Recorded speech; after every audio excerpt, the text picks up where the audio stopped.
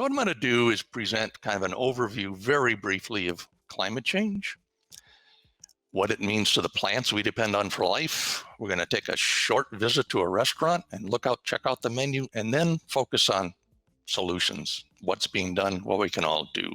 But I am excited. I want to get back to doing what I do, and that's sharing my love for plant-based cuisine and developing recipes and working with hotels and just showing the world the magic of what you can do with plants. It's incredibly unsustainable because we don't have as much control as we think we do, and we are damaging the environment, which we absolutely, are completely reliant on. Here is how you start a moonshot.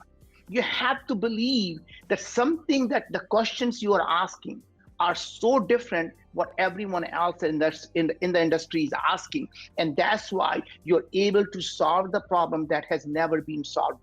And so the supply that we have in the ocean today is what we'll have going forward. And those oceans under constant environmental threat and change, whether it's increased acidification or warming ocean temperatures, like the case of the Gulf of Maine.